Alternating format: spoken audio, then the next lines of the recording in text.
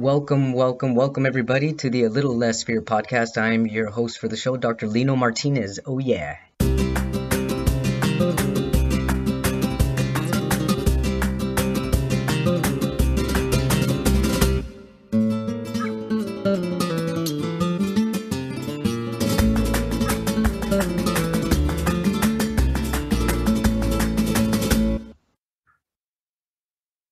Welcome back, everybody, to the Little Less Fear podcast. Today, I would like to introduce Sara M. Currently, many people live with fear and anxiety, which is the obstacle to happiness and success. Her story is that she was held captive by the Communist Khmer Rouge for 4 years in a harsh labor camp. Starved, exhausted, and she was severely sick. 2 million people died. That's a crazy, outrageous amount of people. She's grateful to survive and escape to find peace and freedom again. She uses her strength, faith, and confidence drawn from this experience to share and inspire her audience to overcome fear and anxiety and live a fulfilling, harmoniously on a personal and professional level. Welcome to A Little Less Fear podcast. Thanks so much for sharing your story. Thank you for having me, Lino. My pleasure. That. Yeah. So, wow, that's an incredible story. How long ago was this? This is 47 years ago. Wow, and I'm certain you can still remember everything as if it was just a couple years ago. No, I forgot a lot. Oh, really? Okay. Yeah, forgot a lot. But during my time writing the book, this is my book. When I wrote my book, I had to think hard. Oh, yeah. To bring back all those memory that I try to push away. So you try to push away the memories. And when did you realize it was time to bring back those memories to write a book? About 7 years ago. Okay. Yeah. So over 30 years where you buried it pretty much. Yeah, pretty much. Yeah, that's something that I think a lot of people would definitely want to bury. And what inspired you to write a book about it? Well, a lot of friends encouraged me to do it. And also I realized that some people still going through depression, hardship, and some commit suicide. And Yes. when I heard about that, I realized that I think my story might help them to have a different perspective on life. So that's the reason I want to help them. Yeah, thank you for that. And you're right on point with that. Suicide is so prevalent, and even more so nowadays with even kids as young as like 10, 11 years old. It's like the suicide is everywhere. How did you manage to overcome everything and not become suicidal yourself? Well, I focus on the positive side of things. I'm looking at some good thing that I receive, looking at the blessing. There's so many blessings that I could not count. The bad thing happened, but at the same time, I found some blessing. So when I focus on that, it helped me. It helped me feel better. And also I focus on the love for my family. That's right. During the time that the Communist Khmer Rouge took over, I was in college. That means far away from the family. So for 4 years, I was completely separated, desperately separated, without knowing what happened to my family. So I realized that family is very important to me. And my love for them and their love for me, that's a bond, the tie that helped me to focus my thinking, focus my thought and my feeling on them. And I realized that my life, it's not just for me. My life is for my family. So I found that I have a purpose. The purpose of my life is to help out my family. So you were held captive for 4 years and you weren't able to see your family at that time at all for 4 years, not even a letter, nothing? Nothing. We were completely shut down. There's no post office. There's no telephone of any kind. So I have no idea what happened to my family, and they have no idea what happened to me either. So when you finally did reunite with your family after 4 years, how did that happen? How did you get to reunite? How did you escape? How did you escape? I escaped. Well, I think God gave me the courage because escaping is very dangerous. Yeah. And in 1979, the camp that I was in captivity, they pushed the camp going closer and closer to the jungle. And I want to go find my family in my hometown. And when they moved us to the jungle, I realized that's the wrong direction. I don't want to keep moving with them. So I gathered 3 close friends. They're all women. Asked them to go with me because at that time I was very frail. I was sick and I was just skin and bone and I need some support. But I know I want to go. So I asked them to go with me and they say yes. So we plan our escape and we map out and we know where the gods stand and how we should walk. And so the jungle, it was very dark. When the sun goes down, it's completely dark because there is no electricity, there's no light. Yeah. Yeah. And we have no idea what direction to go. And we try to find our way back from where we came from. So that's what we did. And Wow, that's incredible, and that's so brave of all of you to do that. How yeah, long was the escape route? Like, how long were you escaping for before you actually found freedom? well, we walked all night long, all night long. So when the morning come, we realize that we are out of their area. So we know that we are free. And I later found out that the rest of the country was liberated 4 months before I escaped. Wow. See, sometimes you have to listen to our gut, to our feeling, and trust our instinct. Yes. I think that's what happened to me at that time. I cannot recall exactly how I feel, but I know that I need to run away. I need to escape. Even though I know it's life and death situation, but I'd rather die trying to escape than dying without knowing what happened to my family. Oh, yeah, absolutely. And Yeah. then how did you get in contact with your family after that? Well, after I were free from the captivity, I was asking for the direction. I found some villagers, some people, and I keep asking for direction to my hometown, and they keep pointing the direction and just follow the direction. And so we walk and walk and walk. It was a long walk, a Yeah. few weeks of walking. Wow. Yeah. And then who was the first family member that you came in contact with?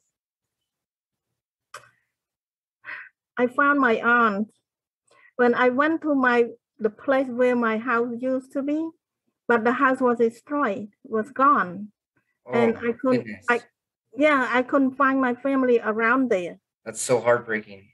Yeah, So I remember my aunt used to be a nurse.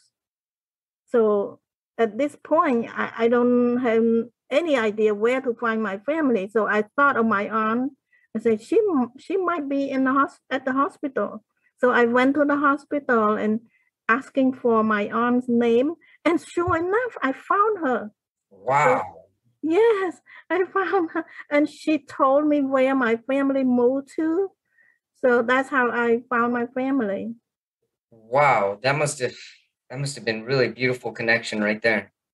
Yeah, yeah. Really emotional, I can imagine too. Very, very.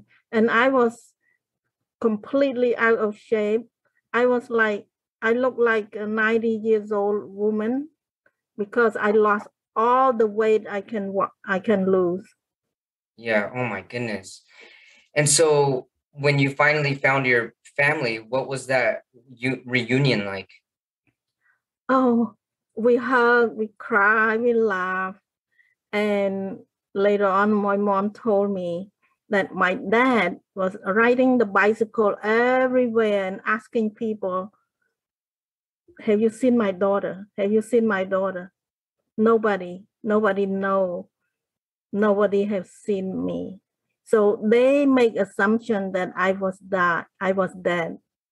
Yeah, after four So years. Yeah. yeah. So they gave away all my clothes, but here I am. I show up. Yeah, look at you and you look fantastic. Like, wow, you look incredible, Sarah. Like, I would never think you went through anything like that. That's an amazing story. So then did you ever get the opportunity to talk to like a professional about what happened to you, or did you right away just kind of bury it? Was it like a I kind of bury it. The joy of was enough for reunion, you? it was more than enough. And it, have you heard the term, the pain go away when you win? This is my Yes. win. This is my big win. So Yeah. the pain went away. Yeah. Wow, I can imagine. And did you also have brothers and sisters? Yeah, I had three younger brothers.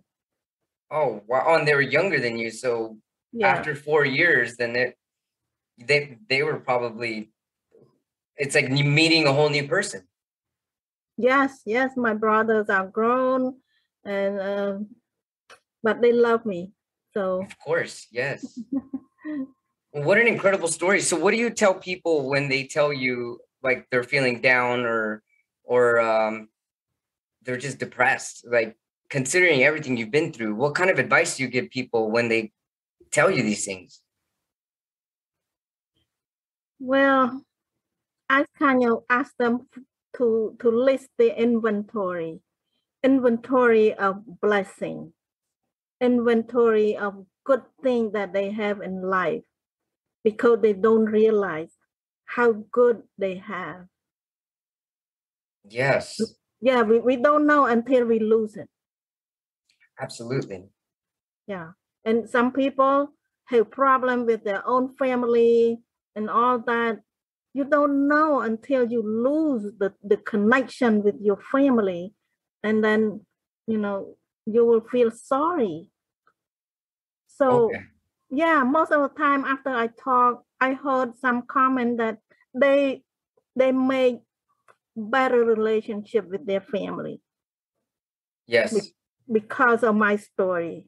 Because love can save our life in a hard time. Oh yeah. Yeah. Because if we fill our heart with love, the hate, the resentment, the darkness disappear. It does disappear. Definitely. A heart full of love. Yes. Yeah. Sarah, did you ever think when you were in that harsh labor camp, did you ever think that there was a possibility maybe you wouldn't make it? You No. knew you were gonna make it. You knew deep it down inside. I was very naive. I was naive. I was really sick. I had 3 or 4 disease at one time. I was so sick, and at one point I was about to now. being able to breathe more, my neck breath.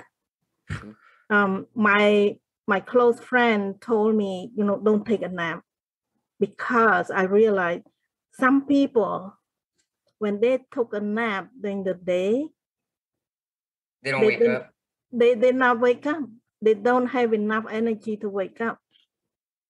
That I was at that point, was so exhausted and so sick. But my willing to live just pulled me through, because I was not about to give up. There are a lot of people who just give up, because dying is easy at that time. When you reach that point, just let it go. Just let go. Let it go. It's easier than try to fight, try to survive with a struggle and pain and suffering. But I did not want to give up. I'm glad you didn't give up, Sara. Thanks for not giving up. Me too. So then you wrote the book. What's the title of your book? How I Survived the Killing Fields. Wow, that's a powerful title. How you survived the killing fields. Yeah, it's a story of hope, love, and determination. That's excellent. And how long did it take you to write your book? It's probably 6-7 months. Yeah, it's a short book. Not much. I cut down a lot of stuff that is just fill the page. I don't just want to fill the page. I want just to write straight to the point. Straight to the point. And when you say straight to the point, you mean exactly what happened, how you got there? What do you mean by that? Yeah. Yes, just direct. I don't describe too much about this and that. Not wondering too much. Okay. How did it feel for you when you were writing the book? Was it difficult? At first, it was difficult. During the process of writing, it's very, very difficult. Mm-hmm. But when you have a purpose, yes, my purpose is want to help people. So, and that's a beautiful, beautiful life purpose for sure. Yeah. So, and when you were complete with the book, when you finished it, did you feel relieved? Did you feel like even more better than you did before? Yeah. And when I speak, I feel fine, because I deal with the writing, with my emotion during my writing. Right. So when I speak, it doesn't bother me. It doesn't choke my throat. So and before the book, you used to choke up? Yeah. Wow. So writing the book was very impactful for you overall. Yeah, it was healing for me. Yeah. Mm-hmm. And even more healing when you get responses from people that read the book and tell you that how it's helping them. Yes. I have to tell you this one. Yes, please. One woman, she came to listen to my talk, and she worked for a flower shop, and her boss bought my book. So after reading my book and listen to my talk, I saw her a few months later, and she confronted me. She said, "Sara, I will never forget you." I said, wow. "Oh, why? What happened?" She said, "I had been suicidal all my life, and not anymore." Wow. She said, "You changed me." So with that, I'm satisfied. I'm satisfied that, God put me through this hardship for a purpose. Yeah, you're saving lives now. That's an incredible purpose. Yeah. And where have you been speaking out about with your book? Have you been you've been like going on podcasts, you've been going around town. Yes, I've been speaking at the beginning. I spoke at the Rotary Club, Kiwanis Club, the networking meeting, the church. I spoke Oh, excellent. at the church, and then when I do the book signing, I also give a talk. So I speak a lot, and now I got the booking to speak for corporation. That's So excellent. Wow. yeah, so I think God has a job for me to do. I think so. I definitely think God has a job for you, and you're doing it, and you're doing it an incredible job. So what are some lessons we can learn from your experience? Well, the lesson is that never give up. Don't give up hope. Once you give up, there's no more hope. That's true. No matter how hard things is, never give up hope. And also, I believe that hard time never lasts. Yes. It will change. Things change. So Yeah, hard times are not permanent. no, right. Yes. So when we have storm coming through our life, there will be sunshine. The storm will disappear and there will be sunshine.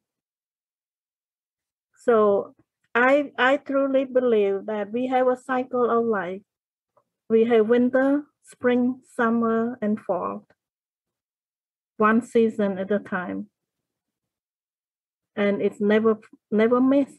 After the summer, it will be the fall. So it's amazing. So after the hardship, things will be brighter. And you feel stronger after you've gone through, after you endure. Oh yeah, incredibly stronger. Yeah. It's just like when we go to the gym, you do exercise. It's hard, but you feel stronger. You build more muscle when you do it. That's so incredibly true. Yes. Wow, Sarah, this is an incredible story. I'm really blessed to have you on my podcast. And thank you so much for sharing all of your heartwarming advice. How can our viewers, our watchers, and our listeners find you? They can find me. The best way is on my website, saraim.com. That's my first name and last name. SARAIM.com. And they can find my book in there as well. You go to the book tab, just SARAIM.com/book. They will find my book. And I'm pretty active on LinkedIn. So you can find me Sara M. Speaker author. I'm also on Facebook. So Excellent. Well, yeah. Thanks so much for being on A Little Less Fear podcast. I wish you and your family and all your loved ones so much love. Thanks for sharing your love and your hope and your wisdom. And I'm definitely never going to give up. I will always remember you. And thanks so much for being on my show. I really appreciate it. And God bless you.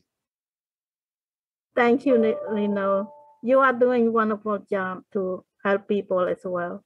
Thank you so much. That's my goal, and that's my calling as well. God put me to do this job, and I'm loving it. Thank you so much for being a part of it. It's my pleasure. Let's keep in touch. Thank you so much. Yeah, thank you. Thank you, everybody, for tuning in to A Little Less Fear podcast. For more information on my social media pages, you can visit me at www.alittlelessfear.com. I also have an incredible list of resources for people all over the world, and it's really formulated to help all kinds of people, LGBTQIA community, Alcoholics Anonymous, disabilities. The list goes on. So feel free to visit my website, alittlelessfear.com. You can also email me at alittlelessfear@gmail.com. I'm also on Patreon. I'm a life purpose counselor on Patreon. This is available for everybody, and it's also available for only exclusive members on Patreon. Everybody's welcome. So please visit me there at www.patreon.com/a little less fear. Thank you to all the new followers and subscribers. Go ahead and hit the follow, subscribe button if you haven't already, and tell your friends and family about A Little Less Fear podcast. Thanks so much for all your support. Love you all. Have a blessed day.